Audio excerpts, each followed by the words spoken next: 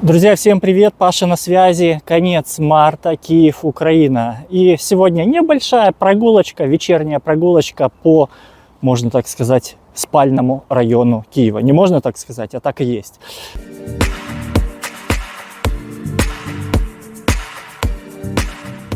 Пройдусь, покажу, посмотрю сам, потому что крайне редко тут бываю. Можно даже сказать, ни разу тут и не был по эту сторону цивилизации.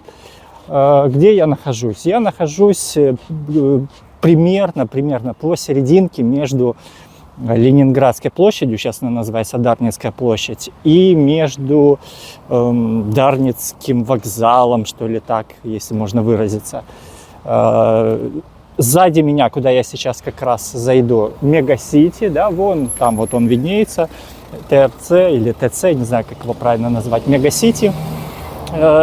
Зайду туда, посмотрю, потому что на самом деле много историй с ним, не самых положительных, и там то достроили, то не достроили, потом его хотели продать, потом кто-то говорил, что его ввели в эксплуатацию, кто-то говорил, что это не ввели в эксплуатацию. По факту его месторасположение крайне удобное, очень удачное, так, знаете, на потоке, но сейчас он по отзывам выглядит, ну, просто как, не знаю, какой-то торговый центр времен 90-х. И даже сами местные жители говорят, что если бы там не было чисто новой почты и пары магазинов, да, там ремонт часов, там еще чего-то, то бы туда вообще в жизни бы никто никогда не заходил. Посмотрим обстановку, как живут люди, как живет Киев.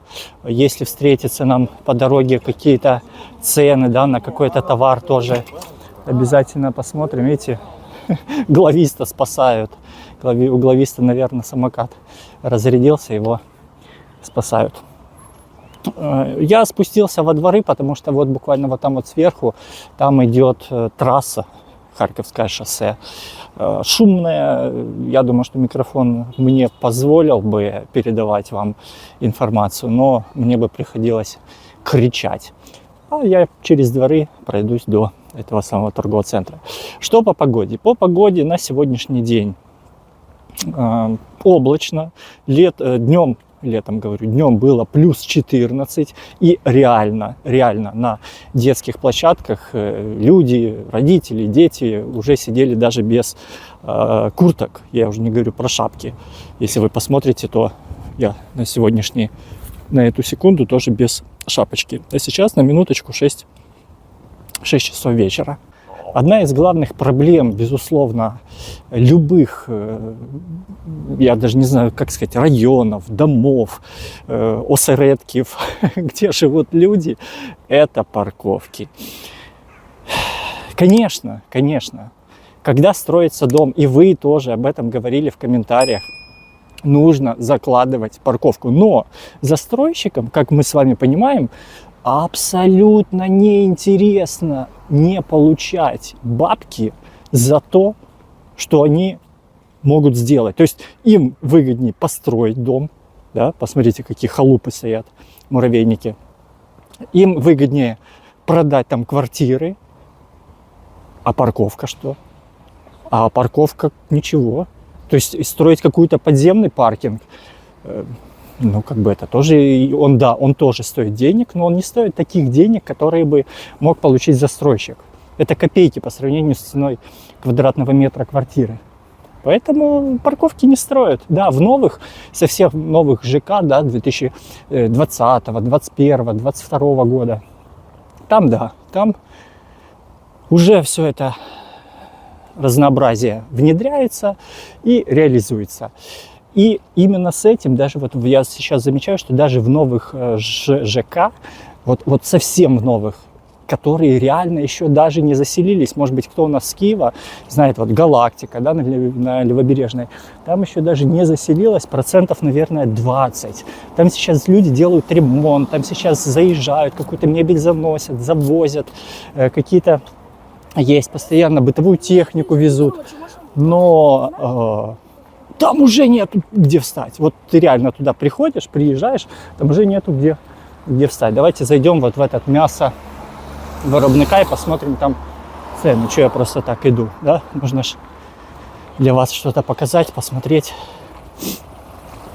Вот. Посмотрим, что тут у нас.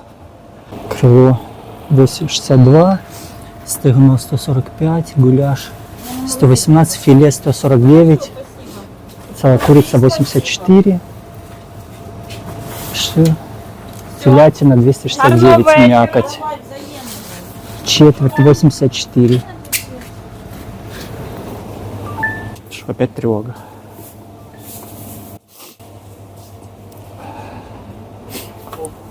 Вот, друзья, смотрите, не успела с вами начать диалог, как уже воздушная тревога. У Києва та області оголошена повітряна тривога, всі в укриття.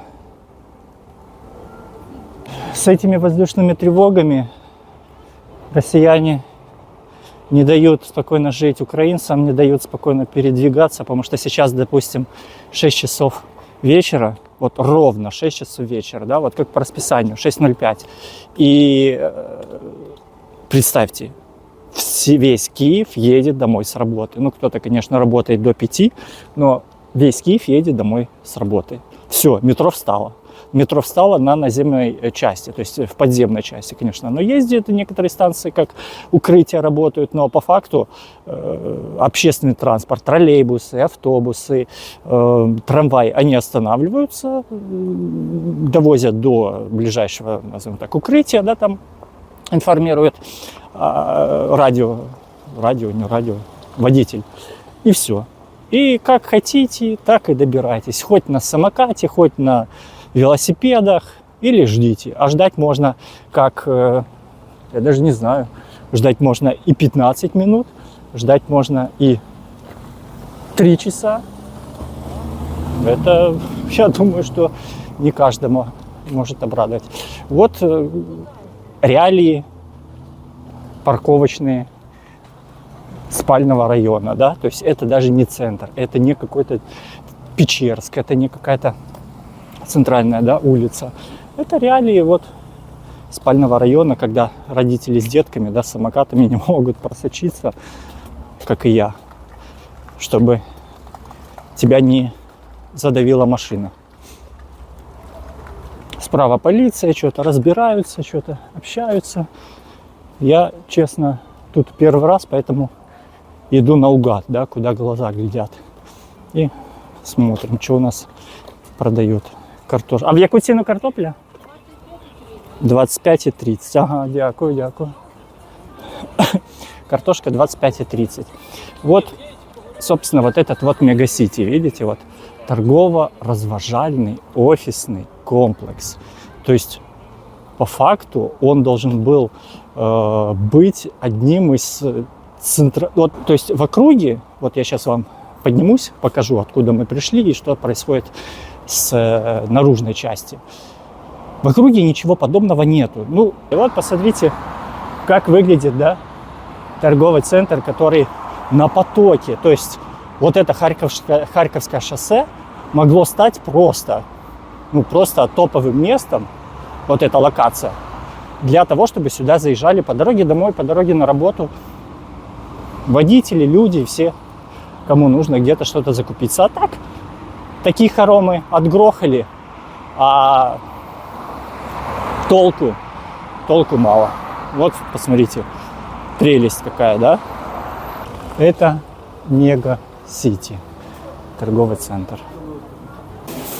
Так, что у нас тут есть? У нас вот такие лоточки, да, я такие отделы видел, наверное, еще лет 10 назад. То есть это формат, вот, кстати, Галя балована, такой формат полуфабрикатов. Когда-то, да, действительно, такие торговые центры были популярны, когда сдавали каждому арендатору небольшую маленькую торговую площадь, и они на ней уже как-то пытались развернуться.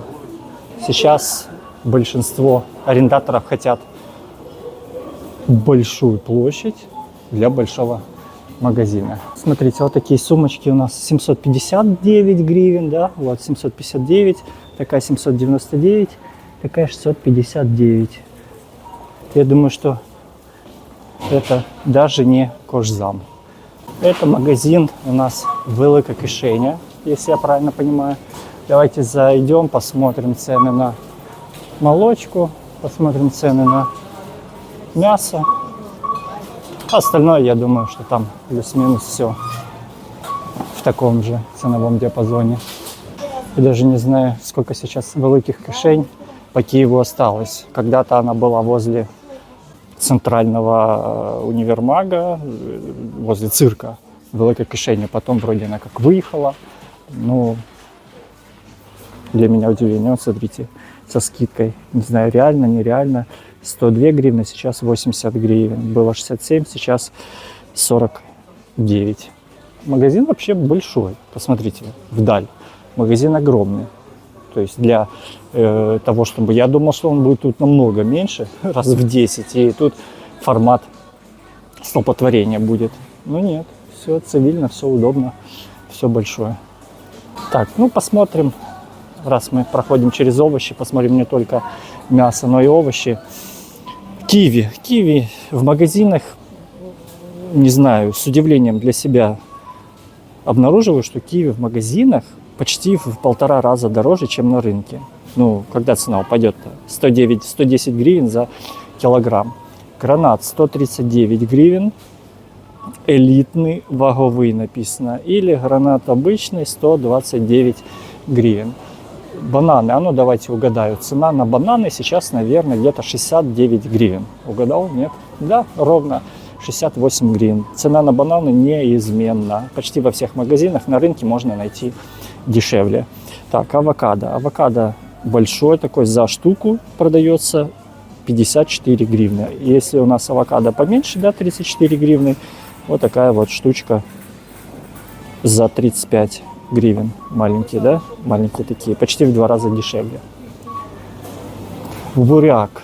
Буряк 29. Маленький буряк вообще маленький. Вот посмотрите. Малюпусенький.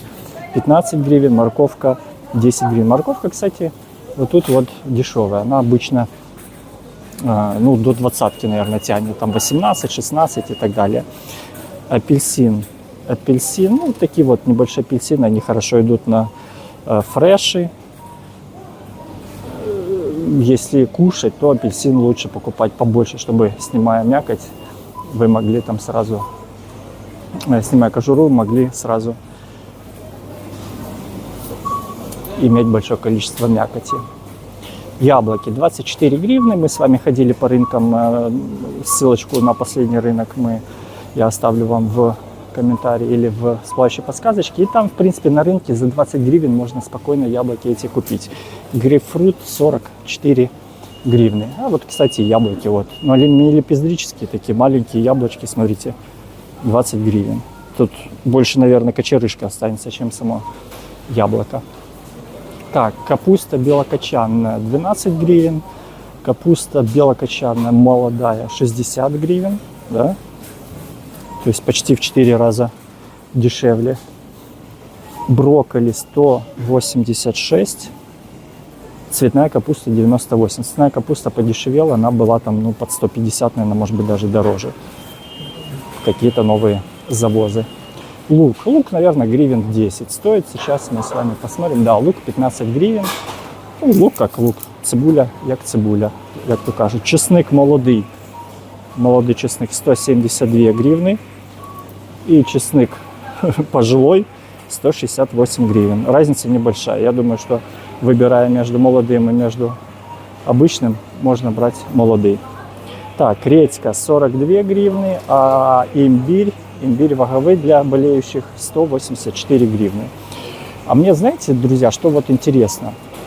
Мне интересно сейчас посмотреть Пасхи. Мы сейчас с вами зайдем в хлебный киоск, сейчас конец марта, и посмотрим, а продают ли уже в Великой Кишені Пасхи. И в этом году я, честно говоря, не понимаю, есть 2 даты в Украине, да, 31 и в мае.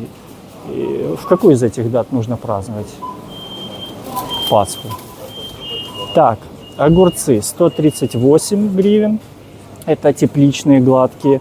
Обычные пупырчатые 89 гривен, но посмотрите, они у меня продавливаются пальцем. То есть я бы такие огурцы не купил. Перец 178 гривен. Кто не ориентируется, напоминаю, что вы делите цифру на 38, получаете в долларах, делите на 42, получаете в евро. Перец желтый даже дешевле, чем красный, хотя обычно наоборот. 159 гривен и 178. Кабачки подешевели, они были там под 80 гривен, может быть это великое кишение, но 67 гривен. Цукини 119. Помидор, давайте угадаю, помидор стоит 89 гривен. Ну, я прям, видите, экстрасенс. 89 гривен 94 копейки. Такие помидоры. Черри у нас стоят, черри 239, но это потолок, это несоизмеримое вообще. И коктейльные 129 гривен.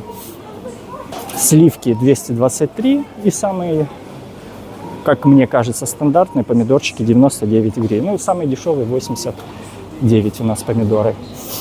Так, давайте, друзья, найдем мясо и найдем еще, вот мясо. Не проходите, как говорят, мимо.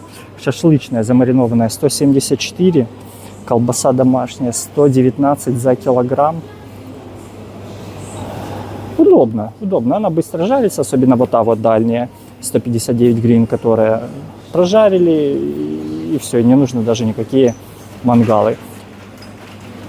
Свинина и курятина 159 гривен, фарш куриный 158, свинина, если я правильно читаю, что-то размыто у нас 169 гривен. Так, это у нас яловичина, лопатка яловича 285, это примерно, не знаю, где-то, наверное, 6 долларов. Стейк с грудинки 189, грудинка 169, а ребра, вот, кстати, ребра очень дешевые. Обычно ребра стоят 200, 210, 220. Тут ребра 185 гривен. Ошеек 259, подчеревина 169. Вот, кстати, видимо, когда магазины договариваются, то скидка везде на одно и то же. Вот на ошеек сейчас во многих магазинах мясных именно вот на подчеревину. Это скидка. Рулька 99,90, ну 100 гривен, если округлить, она в принципе так и есть. Так, давайте посмотрим куриная. Курица у нас 79 гривен, только что мы заходили, было 84. Филе 145, филе куриное 145 и бедро 89. Бедро 89. Форель, стейк 595, но выглядит как-то не очень, честно говоря. Дорадо 500 грамм 275. Кстати, дешевый дорадо. В Ашане оно стоит обычно где-то 330 гривен, 360 гривен дорадо. Тут со скидкой.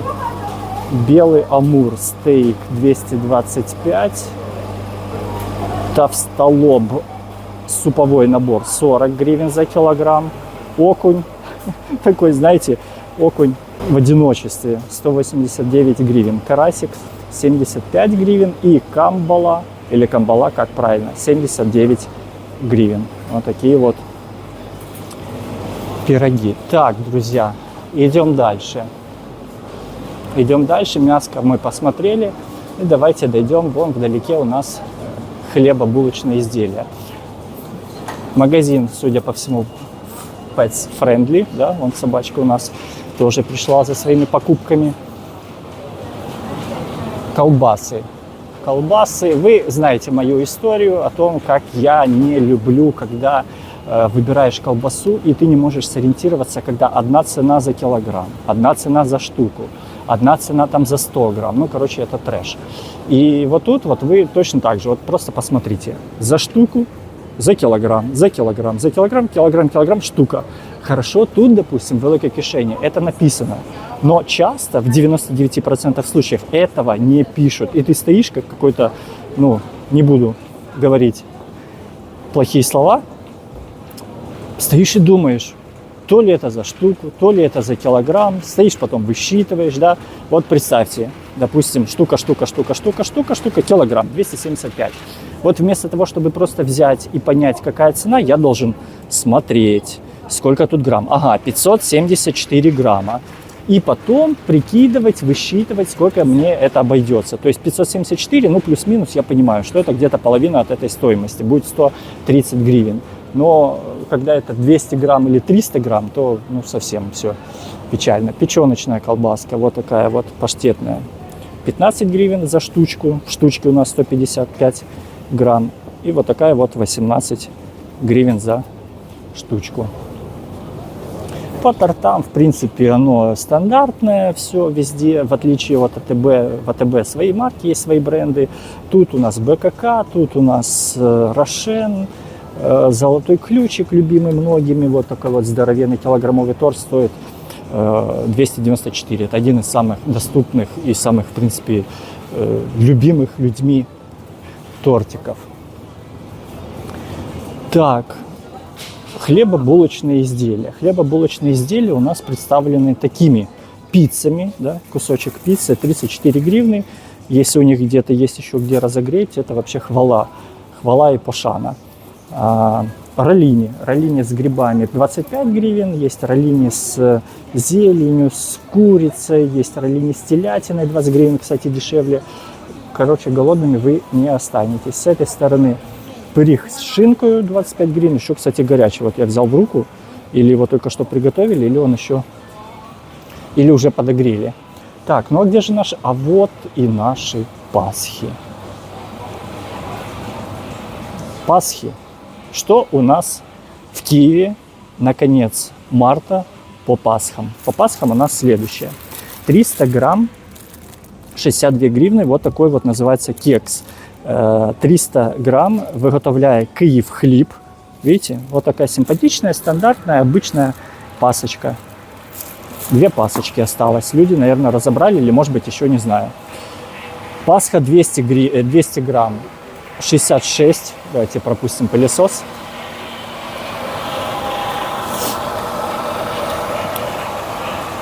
Пасха 200 грамм. Написано в коробке. Это без коробки. Странно. 66 гривен, но она на 200 грамм тянет, да, такая легенькая пасочка, вот с такими цветочками. Пасха 400 грамм, уже, видите, идет за сотку. 100 гривен это, наверное, от Рафаэла или от шоколадки белый шоколад, вот с такими вот завязочками. Я удивлен, почему завязочки оранжево-зеленые, обычно жовто-блакитні вяжут, но ничего страшного, сдобно Пасха. 400 грамм, вироби хлебобулочные. Ну, стандартная Пасха без каких-либо изысков. Изыски начинаются, наверное, вот тут. Посмотрите, какая красивая. Вот даже вот в таком вот виде. Ничего тут нету, кроме глазури, но оно выглядит по-богатому, друзья. Посмотрите, кекс володимирский с цукатами та родзинками. То есть в самом внутри, под вот этой белой мантией, там у нас богатый кекс с цукатами. Поменьше, 170 гривен. Вот такая вот Пасха европейская. Вот так вот она выглядит. Посмотрите, с шоколадками, с какими-то, с орешками. Тоже ничего, так симпатично. И последнее, червона калина, кекс пасхальный, изготовляет Киев хлеб. Киев хлеб стоит 131 гривну за, сколько тут грамм? 400 грамм. То есть, если мы возьмем с вами все цены, вот эти 62, 102, ну, окей, это отметем вот этот 102 гривны, 170, 130, то средняя цена за 400-граммовую Пасху у нас, ну, порядка где-то 140 гривен. Есть сотка, 130, 170. Тут, наверное, идет 40 гривен за бумагу. 400 грамм, 100 гривен. Welcome в велику кишеню. Больше я не вижу. Тут никаких ни Пасх, никаких. Пока что небольшой закуток. Скоро, я уверен, если я через неделю, через две приду, тут хлеба не будет, но будут одни Пасхи. Друзья, а вы как на Пасху? Сами делаете? Делали когда-то вообще, может быть, эти хлебобулочные штуки? Возможно, умеете печь? Поделитесь, как у вас обстоят дела с Пасхой. Ходите ли в церковь светить ваши Пасхи? И как потом ездите по гостям вместе со священными пасхами. Яйца куриные, C0, да, C0, как говорят, самые простые, самые бюджетные, самые дешевые, 3,39, в то время как сейчас в подавляющем большинстве магазинов эта цена уже 2,99. То есть яйца намного дешевле можно купить в других магазинах. Двигаемся на выход и посмотрим еще на молоко. Молоко. Вот, для удобства, видите, молоко поставили с самого края. И если молоко у нас срок действия, да, уже подходит, минус 33%, молодцы, кстати, что ставят вот такие вот, не просто, чтобы его потом вылить в унитаз, минус 33%, то есть по факту оно будет стоить, гривен 20, наверное, молоко. Почему нет? Если вам на сегодня нужно, да, вот вы берете молоко, и вам на сегодня нужно, допустим, там, сделать блины какие-то, тут срок, какой у нас тут срок годности? Не вижу. Вот сверху, до 29.03. Это уже совсем. Галичина 46 гривен, Простоквашино 47 с 30% скидкой, вот без скидки 1% 47 гривен. Самое дешевое вот это вот 37 гривен. На самом деле самое дешевое снизу находится, да, 28 гривен, посмотрите, четко, 2,5 жирность. Вот такая вот, не знаю, как он правильно называется, единичка, не единичка. Вот даже есть 22 гривны. 22 гривны, почему нет? 2,5 жирность, нормальное молоко. Яготинские 2,6, тоже 22 гривны. Прикиньте, сколько вы переплачиваете, когда покупаете в бутылочке. Тут оно стоит 22, а тут яготинский стоит 36. Это по скидке. Так оно стоит где-то 45. Почти в 2 раза меньше. Напишите, друзья, а вы в чем покупаете чаще всего? В полиэтилене, в бутылочке или, возможно, вот в такой вот типа картонной упаковочке. Будет интересно услышать, узнать. Так, друзья, мы выходим с магазина. Ничего мы с вами не купили. Почему мы с вами не купили? Потому что я редко во время съемок что-то покупаю по той простой причине, что это неудобно. Неудобно расплачиваться, неудобно носить, неудобно показывать свободной рукой, неудобно держать камеру. Я закупаюсь или до, или после, или накануне. Все максимально просто. Так, чтобы тут не заблудиться, иду в потоке людей с людьми. Очень такой, знаете, давящий какой-то сверху, снизу потолок. То есть какие-то небольшие коридоры. Вот, кстати, пока мы с вами ходили, уже отменили тревогу. Воздушная тревога снята. Небезпека тривала 31 хвилину. Много это или мало?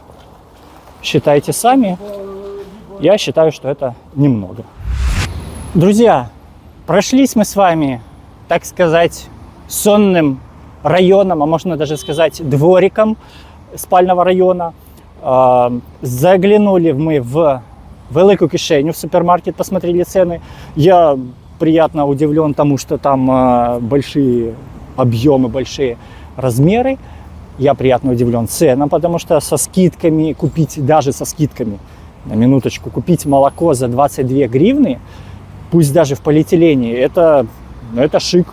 То есть, если вам нужно приготовить, допустим, да, какие-то блинчики прямо сегодня, то почему нет? Если срок годности там, до завтра, до послезавтра, то вы покупаете молоко, допустим, которое в 2 раза дешевле и экономите. Я думаю, что бабушки, да, или пенсионеры, которые в этом нуждаются, в экономии, я имею в виду, они только скажут спасибо этой великой кишене. Да и в принципе, если это не полиэтилен, а просто скидка 33%, это тоже очень внушительно.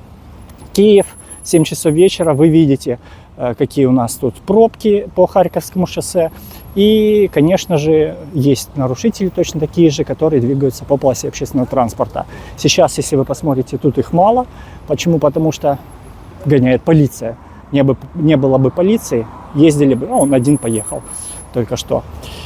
Ну и по традиции, если вы, конечно же, смотрите и досмотрели это видео до этого момента, то я до сих пор удивляюсь и до сих пор говорю о том, а почему вы до сих пор не подписались, друзья? Вам же, наверное, интересно смотреть эти видосы. Если не интересно, окей, не подписывайтесь. А поддержать меня, поддержать развитие канала, поддержать мотивацию, да, стимул для того, чтобы я снимал больше, снимал более качественно, монтировал более качественно, вы можете двумя способами. Это лайк, прожмите вподобайку вверх, палец, который у нас, и это коммент, какой-то фидбэк, чтобы у нас с вами был диалог, не монолог, а диалог. Вопросы по этому видео какие могут быть? Покупаете ли вы молоко в полиэтилене или в бутылке? Кушаете ли вы пасху купленную или готовите сами? Ну или просто какую-то другую интересную информацию, которую вы узрели в этом видео. До новых встреч, в новых видосах. Всем пока.